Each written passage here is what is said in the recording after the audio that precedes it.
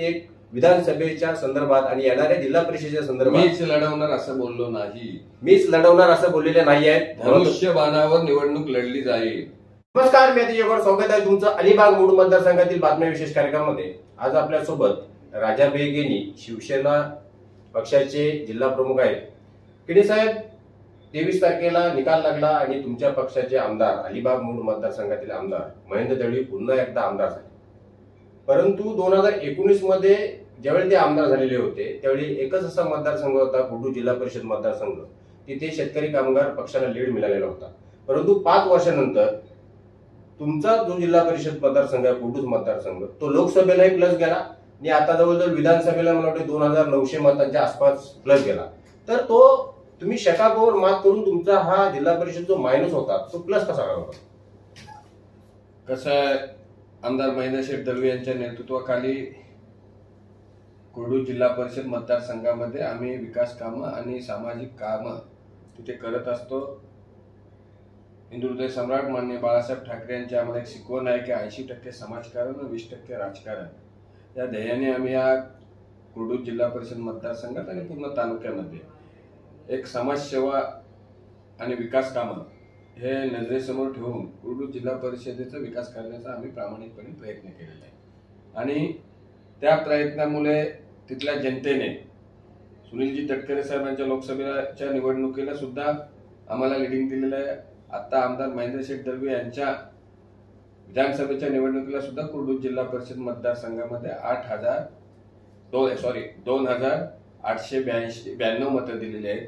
एवढी चांगल्या प्रकारची लिडिंग आहे. म्हणजे तिथे त्या जिल्हा परिषद मतदारसंघामध्ये 10 ग्रामपंचायती येतात आणि पुन्हा 10 ग्रामपंचायतमध्ये आम्ही लिडिंग लावू. राजा बेगेनी साहेब, आता सध्या सगळीकडे चर्चा आहे की शेकापचे जिल्हा सरचिटणीस पप्पू शेठ, आस्वाद पाटील हे भाजपामध्ये जाणार आहेत. आणि जर का ते भाजपामध्ये गेले तर तुम्हाला चांगल्या पद्धतीने माहिती आहे की येणारी जी जिल्हा परिषद आहे पुढच्या महिन्यामध्ये, त्या जिल्हा परिषदेमध्ये तुम्ही एकत्र लढणार, युतीमधून लढणार. आणि कुडू जिल्हा परिषद मतदारसंघामध्ये पहिले पप्पू शेठ यांच्या पत्नी चित्रा ताई यांचा मतदारसंघ आहे. कित्येक वर्ष त्या जिल्हा परिषदमध्ये सदस्य आहेत. आणि आता ह्या नंतर म्हणजे अगोदर ते शकापमध्ये असते ते वेगळी गोष्ट होती, परंतु ते भाजपमध्ये आले नंतर ते त्या सीटवर दावा ठोकला. परंतु त्यांचा जो जिल्हा परिषद मतदारसंघ होता 5 वर्षापूर्वी प्लस होता. आता तुम्ही 2800 मतांनी प्लस आहात. तर हा मतदारसंघ तुम्ही जर का युती झाली तर त्यांना सोडाल की स्वतः लढवाल? कसं आहे, त्या जिल्हा परिषद मतदारसंघामध्ये गेल्या 30 वर्ष आम्ही शेतकरी कामगार पक्षाच्या विरोधात लढत आहोत. तिथली जनता शेतकरी कामगार पक्षाच्या राजनीतीला आणि राजकारणाला कंटाळलेली आहे. त्यामुळे आमदार महेंद्र दळवी यांच्या विकासावर लक्ष करून किंवा केंद्रबिंदू मानून तिथे जो कुडू जिल्हा परिषदमध्ये विकास होत आहे आणि त्या विकासामुळे तिथली जनता, आमदार महेंद्र दळवी आणि मी स्वतः तिथे गेल्या 30 वर्ष आम्ही शेका पक्षाबरोबर संघर्ष करत आहोत. आणि सुप्रिया पाटील या जिल्हा परिषद मतदारसंघामधून 8000 मतांच्या फरकाने तिथून निवडून आल्या होत्या. त्यानंतर तो लिडिंग आम्ही कमी करत करत करत अंतुले साहेब होते लोकसभेला, त्यानंतर विजूभाऊ कवळे होते विधानसभेला, त्यानंतर जिल्हा परिषदेच्या निवडणुका झाल्या, लोकसभेच्या झाल्या, पंचायत समित्या झाल्या. तिथे आम्ही तो 8000चा लीड कमी करत करत आज आम्ही त्या कुडू जिल्हा परिषद मतदारसंघामध्ये लोकसभेला लीड घेतलेला आहे, विधानसभेला लीड घेतलेला आहे. आम्ही त्यावेळेला जेव्हा काम करायला सुरुवात केली त्यावेळेला आम्ही काँग्रेसमध्ये होतो, राष्ट्रवादी काँग्रेसमध्ये होतो. त्यावेळेला तिथे जेव्हा अलिबाग तालुक्यामध्ये जेव्हा मिटिंग व्हायच्या तेव्हा तिथे निवडणुकीला असं सांगण्यात यायचं की बाबा तिथे कातल आहे, त्या कातलावर काही पेरून पीक येणार नाही, त्यामुळे तिकडे दुर्लक्ष व्हायचं. परंतु आम्ही त्या कातलावर सुद्धा नांगरून मशागत करून आज आम्ही चांगल्या प्रकारे पीक आणलेलं आहे. त्यामुळं कोण निवडून येईल तिथे आणि बीजेपी मध्ये कोण गेला तर ती सीट कोणाला जाईल हा सर्व निर्णय वरिष्ठ लोक घेतीलच. परंतु आम्ही 30 वर्ष त्या जिल्हा परिषद मतदारसंघामध्ये शेका पक्षावर संघर्ष केला आणि आज आम्ही त्या मतदारसंघामध्ये दोन्ही लोकसभेला असू द्या, विधानसभेला असू द्या, आम्ही चांगल्या प्रकारे लीड घेतला. त्या विभागामध्ये आमच्या चांगल्या प्रकारे ग्रामपंचायती आहेत. चांगल्या प्रकारे आम्ही प्रत्येक गावामध्ये आमचे सक्षम कार्यकर्ते आहेत, पंचायतीमध्ये सक्षम कार्यकर्ते आहेत. त्यामुळे येणाऱ्या जिल्हा परिषद निवडणुकीमध्ये शिवसेनेने अगोदर सुद्धा जिल्हा परिषदची निवडणूक तिथे लढवलेली आहे. पंचायत समितीची सुद्धा धनुष्यबाणावर निवडणूक लढवलेली आहे आणि येणाऱ्या जिल्हा परिषदेमध्ये सुद्धा निवडणुकीमध्ये सुद्धा तिथं त्या कुर्डू जिल्हा परिषद मतदारसंघात हा शिवसेनेच्याच वाट्याला आल्यानंतर तो शिवसेनेच्याच वाट्याला ऐकून आम्ही धनुष्यबाणा चिन्हावर तिथे आम्ही निवडणूक लढवली असणार. किनी साहेब, 23 तारखेला ज्या 3 उमेदवार होते त्या 3 उमेदवारांमध्ये आपले महेंद्र शेठ जिंकून आले. चित्रलेखा पाटील हरल्या. तर चित्रलेखा पाटील का हरल्या? चित्रलेखा पाटील का हरल्या हा प्रश्न जर तुम्ही त्यांनाच विचारलात तर बरं होईल. कारण महाराष्ट्रामध्ये विधानसभेच्या निवडणुका जाहीर झाल्यानंतर, पूर्ण राज्यामध्ये निवडणूक प्रक्रिया चालू झाल्यानंतर महायुतीचा एक झंझावात निर्माण झाला.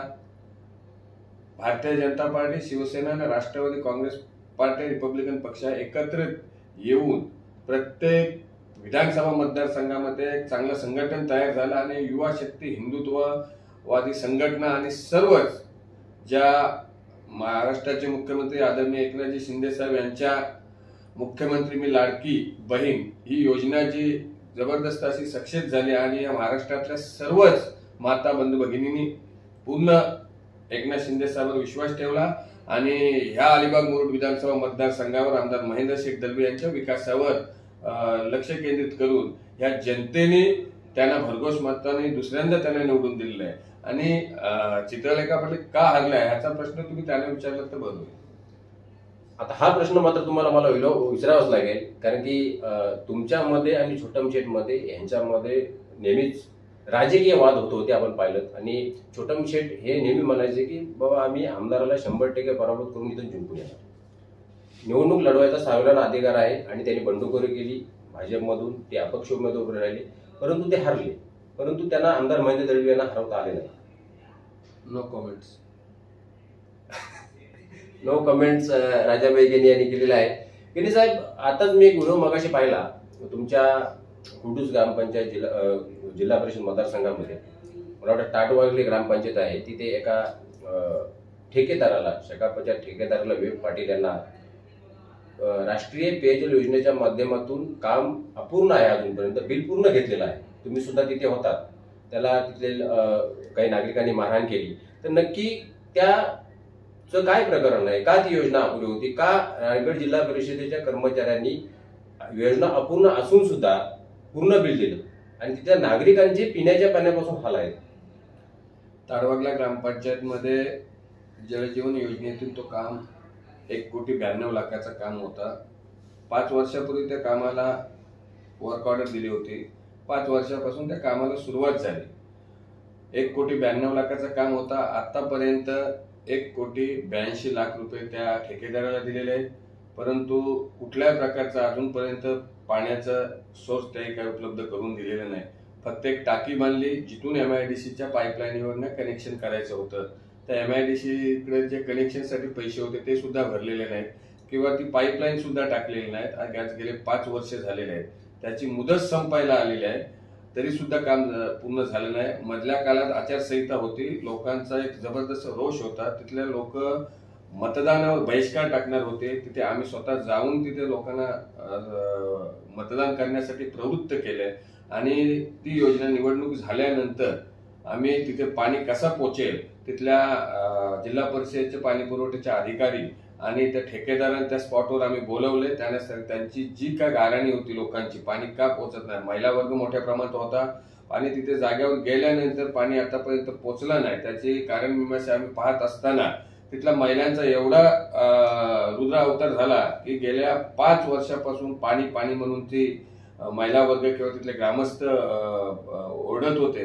परंतु या ठेकेदारांनी कुठल्याही प्रकारच्या त्या योजना पूर्ण न केल्यामुळे एक असंतोष निर्माण झाला आणि तिथे धक्काबुक्की झाली. परंतु तिथले जिल्हा परिषद कार्यकारी अभियंता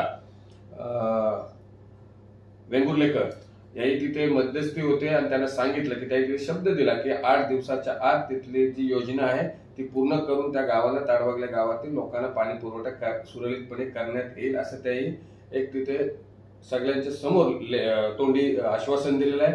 आम्ही आणखी 8 दिवस वाट बघणार आहोत. 8 दिवसापर्यंत जर त्या ग्रामस्थांना पाणी मिळालं नाही तर आम्ही जिल्हा परिषद मुख्य कार्यकारी अधिकारी यांच्या दालनात जाऊन लोकशाही मार्गाने आम्ही आंदोलन पुन्हा एकदा करणार आहोत. मी शेवटचा प्रश्न विचारतो तुम्हाला, किनी साहेब, जर आपण पाहिलं मुरुड आणि खारगाव जो मतदारसंघ आहे, कारण का अलिबाग मुरुड रोहा मतदारसंघ हा 2-3 तालुक्यामध्ये विभागला गेलेला आहे. जर आपण पाहिलं की खारगाव आणि मुरुड याच्यामध्ये 2019ला आमदार महेंद्र दळवी यांना चांगलं यश मिळालेलं होतं. लोकसभेला सुद्धा तटकरे यांना 10-11,000 लीड मिळालेलं होतं, परंतु ह्या वेळेला दळवी यांना 8,000च्या आसपास लीड मिळाला. तिथून तटकरे यांनी महेंद्र दळवी यांच्यासाठी काम केलं नाही असे सर्वीकडे चर्चा आहे. ते कितपत खरं आहे? नाही, महायुतीचं काम सर्वच पक्षाचे म्हणजे राष्ट्रवादी काँग्रेस पक्षाचे सुद्धा कार्यकर्त्यांनी काम केलेलं आहे. भारतीय जनता पार्टी सुद्धा कार्यकर्त्यांनी प्रामाणिकपणे काम केलं आहे. लोकसभा आणि विधानसभा ही निवडणूक, लोकसभा हे देश पातळीवरची निवडणूक असतो आणि विधानसभा राज्य पातळीवरची निवडणूक आहे की जे सुनील तटकरे साहेबांना जी मतं पडली तेवढीच मतं महेंद्र शेखला पडतील असं नाही. काही ठिकाणी महेंद्र शेखला मतं जास्त पडली, सुनील तटकरे साहेबांना मतं कमी पडलेली आहेत. म्हणजे ते का कोणी राष्ट्रवादीने काम केलं नाही किंवा बीजेपीने काम केलं असं होत नाही. सर्वच पक्षाच्या कार्यकर्त्यांनी प्रामाणिक तन मन धन अर्पून काम केलेलं आहे. किणी साहेब, सगळ्यात महत्वाचा प्रश्न आणि शेवटचा प्रश्न की विधानसभेला तुम्हाला चांगल्या पद्धतीने माहिती आहे की पप्पू शेठ आणि बंडी शेठ नाराज होते. कुडूस विभाग पूर्णपणे त्यांचा तो नाराज होता आणि त्यांनी कुठेही चित्रलेखा पाटील यांच्या प्रचारात वगैरे भाग नाही घेतला आणि त्याच्यामुळे चित्रलेखा पाटील यांचा पराभव झाला असा त्या मानतात. तर त्यांनी तुम्हाला आतून काही छुपी मदत वगैरे केली का? निवडणुकीमध्ये आतून बाहेरून अशी छुपी मदत काय ते फायद्याची नसतो. जे काय असतं तो डायरेक्टली प्रचार किंवा यंत्रणेमध्ये सामील व्हायला लागतो. आता पप्पू शेठने काय मदत केली किंवा तो त्यांचा पक्षाचा प्रश्न आहे आणि चिवताई बोलत असतील की त्यांना त्यांच्या ह्याच्यामुळे पराभव झाला, तो त्यांच्या अंतर्गतला पक्षाचा विषय आहे. ते आज पण अस्वाद पाटील पक्षाचे जिल्हा चिटणीस आहेत. काल त्यांची परवाची जी मीटिंग झाली, आढावा बैठक झाली त्यांच्या कार्यकर्त्यांची, त्याचा जो आमंत्रण जो कार्यकर्त्यांना काढण्यात आला तो सुद्धा अस्वाद जयदास पाटील यांच्याच लेटर ॲडवर आमंत्रण तालुक्यातल्या सर्व लोकांना काढण्यात आलं. पण ते गैरहजर होते तिथं. हो, पण आमंत्रण जो काढण्यात आला तो त्यांच्या लेटर ॲडवर, जिल्हा चिटणीस अस्वाद जयदास पाटील यांच्याच लेटर ॲडवर आमंत्रण काढण्यात आलं लक्षात ना. त्यामुळे ते अजून एका पक्षातच आहेत ना, मग त्या अंतर्गत त्यांच्या पक्षाचं जे काय आहे ते त्यांना माहिती आहे.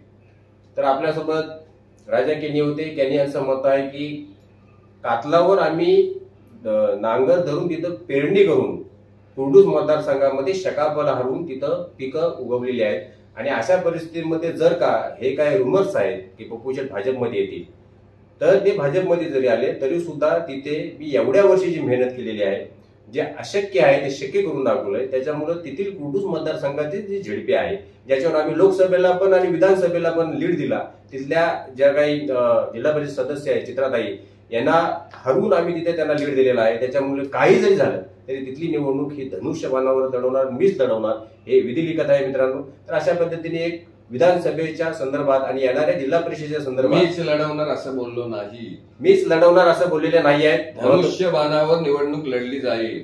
हा, धनुष्यबाणावर निवडणूक लढली जाईल म्हणजे कोण लढवेल आणि काय लढवेल फक्त त्यांना जाहीरपणे सांगायचं नाही आहे, परंतु आपल्याला सगळ्यांना माहिती आहे कोण लढवले काय नाही. ते कोड्यात बोलत असतील, आपणही कोड्यामध्ये बोलतो. तर ह्या विधानसभेच्या निवडणुकीच्या माध्यमातून आपण एक थोडासा आढावा घेतला. इथेच थांबतो. जर का म्हणजे लाईक करा, शेअर करा, सबस्क्राईब करा. धन्यवाद.